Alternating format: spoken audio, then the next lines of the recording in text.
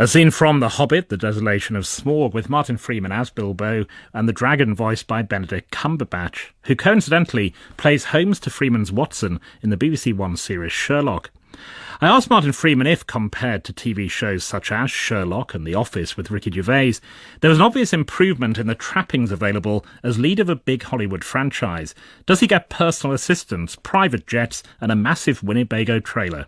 Well, not really size of Winnebago, actually. We were all of us, dwarves, wizards and hobbits, all in exactly the same size Winnebago. It was quite egalitarian down there. But, I mean, it's egalitarian in the way that we're all treated very well.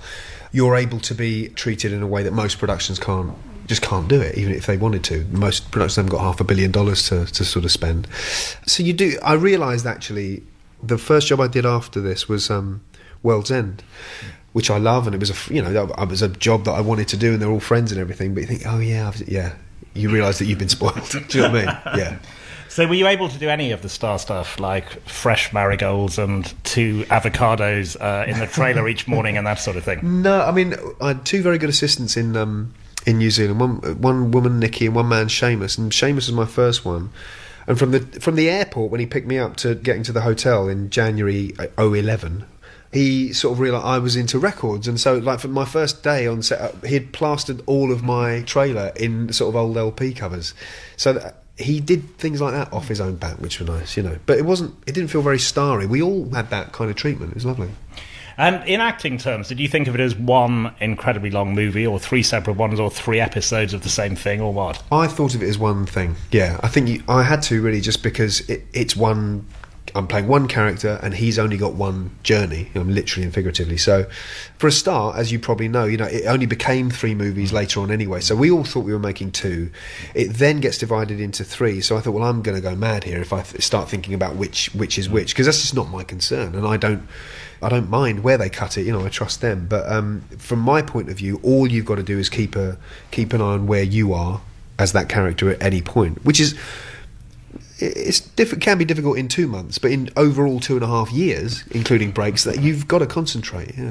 And you probably get sick of talking about the shrinking tricks, but everyone who watches it wonders this, because when you're in a scene with Ian McKellen, he's a bit taller than you are in real life, but he's towering over you, but then you're towering over elves and dwarfs. So is there a lot of standing in trenches, or is it all done There was a bit digitally? of trenches. No, there's a mixture.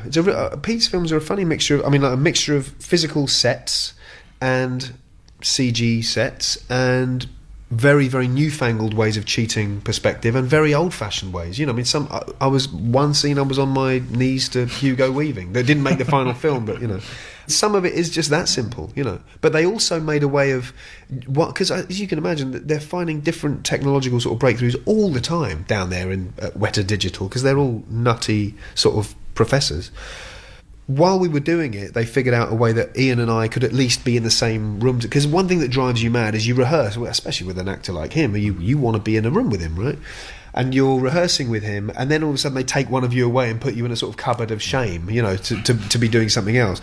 But they figured out a way that we could at least be in the same room together, and they would just digitally make him bigger after the fact. But that means that in the doing of it, you can't look each other in the eye, because once they've elongated him, the eye line would be off. So he was looking at my torso and I was looking at the top of his hat, which is very difficult for actors not to look each other in the eye, because as soon as you just start looking at each other. But at least his presence could be there. And Benedict Cumberbatch, you're probably sick of acting with him after Sherlock, but you do have very big scene together. But were you actually in the same room because of the nature of what he's playing? Unfortunately, no. Because whoever it was or however it was going to happen, no actor is 300 feet tall, and it always would have been a cheated eye line and very choreographed and very technical in that way. It was it's all totally manufactured pretend. In that scene, without giving too much away, there's there's a huge pile of treasure, and this 300-foot dragon who is Benedict Cumberbatch. So when filming it, were you in fact just crouching against a screen somewhere? No, I mean, there was a physical set of a bloody great sort of amount of gold and treasure and prop treasure that was enormous, one of the biggest sort of piles of anything I'd ever seen. But of course that's enhanced, so by the time you see the end film, that's been enhanced kind of tenfold. But the thing itself that we were working on was really helpful. It's a physical thing that you stumble around, and there's loads of stuff you can pick up. So I don't think you were ever just in a green box. So, and what did you have for that as the dragon? What was the dragon? A voice being read in, and just lots of eye lines, usually around the matte box of the camera. You know, Smaug has a fair few point of view shots down to Bilbo, and so I'm just looking either side of the camera, or I'm looking 50 feet up on that wall, arching my head over to 50 feet on the other wall.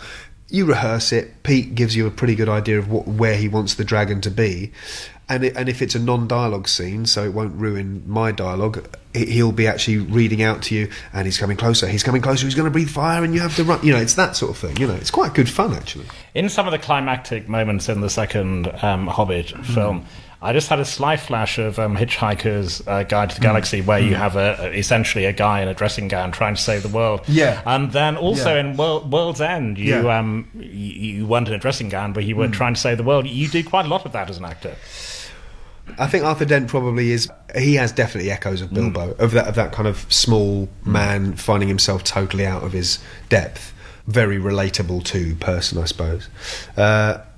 Yeah, no, it's not the plan. It's never been the plan for me to save the world as literary characters, no. And that, the whole question of the plan, I was going to get onto that, because, I mean, you're an actor, you're at the mercy of what people offer you. So Bilbo, presumably, that wasn't on a hit list for you. I wasn't thinking. I knew other people were thinking it, and I knew fans thought it.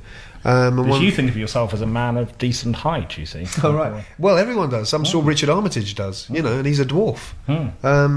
But I want to play parts that have something in them, to have layering about them, and have some sort of just interest, you know, whether it's comic or something slightly darker, or just something slightly more three-dimensional, pardon the pun, you know, to actually play stuff. I like playing things. And there's a lot to play in Bilbo. There is a lot to play with. You know, the person that you meet at the beginning of 1 is definitely different from the person you meet at the end of 2. But you couldn't, I mean, this one you couldn't have turned down, could you, once the offer came? No, you couldn't. But I ended up turning it down because of Sherlock, you know. So I thought it had gone, and then Pete rearranged the scheduling of it so that I could do both. So that was very nice of him. Well, I say very nice of him. He didn't do it because he was charitable. He thought I was the only person to play it, which I still don't agree with, but I'm glad he thought that. It's an interesting moment, that, though, but when you let it go, you were happy. You just had to accept that. When I let it go, I was not happy. I kind of thought, oh, God. When you see that ship sailing away, once it's docked, going, will you come on board the ship? And you go, I can't. And then it's sailing. Then that's not a great feeling. So when all of a sudden it turns around and goes, oh, we're going to take you. It's yeah, I was amazed. I still am amazed when I think about it. I was rehearsing a play in London, and my agent called me saying, Pete's rearranged the schedule so you can do both. That sort of stuff doesn't happen. And you never said to Stephen Moffat on Sherlock, could Dr. Watson go on holiday to Bridlington for a couple of months? Well, it was certainly implied, Mark, yeah, but, you know, they weren't biting. Yeah. I mean, it wasn't me being saintly. I mean, I do feel a real loyalty and a love for Sherlock, you know, but they weren't volunteering that, put it that way.